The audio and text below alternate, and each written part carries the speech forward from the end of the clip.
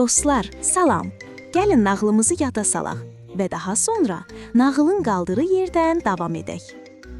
Yadınızdadırsa, Tacir Həsən 3 qoca şeyxlə rastlaşıb onlara başına gələn əhvalatı danışdı.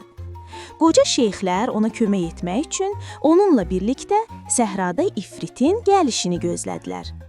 İfrit onların yanında peyda olanda, qocalardan biri İfritə yaxınlaşıb maraqlı əhvalat əvəzinə tacirin qanının 1/3 bağışlanmasını istədi. İfrit də razılaşdı.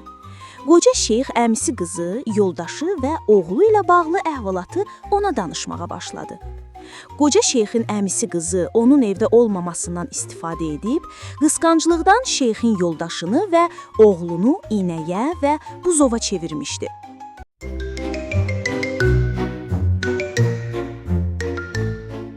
Yoldaşımın ölümü və oğlumun itməsindən düz 1 il göz yaşı tökdüm.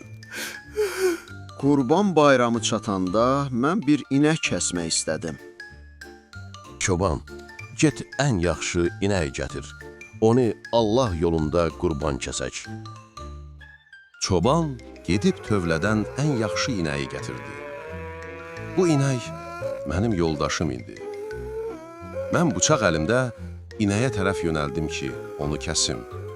Amma inək kədərli göz yaşları ilə fəryad elədi. Mənim qəlbim narahat oldu. Çoban, bunu apar. Tövlədən buzov gətir. Fikir ver, buzov kök olsun. Çoban tövlədən buzov gətirdi. Bu buzov mənim oğlum idi. Buzov məni görən kimi sevincindən atdandı və elə mənə yalvardı ki, qəlbimdə izah olunmaz bir mərhəmət oyandı. Çoban, başqa bir inək getir. Bunu apar sürüyə qat. Bu dəhşətdir. Bu necə ola bilər? Ey ifritlərin padişahı, bil ki, bütün bu işləri edən əmi qızım, bax bu ceyrandır. Sən bu buzovu kəsib qurban verməlisən, çünki bu buzov sürüdə ən yaxşısıdır. Yox, mənim əlim gəlməz bu buzovu kəsməyə. Qoy yaşasın. Ertəsi gün çoban mənə xəbər gətirdi. Ağa, sənə sevindirici və ümid verici xoş xəbərim var. Subhanallah. Çoban de görüm nədir bu xəbər?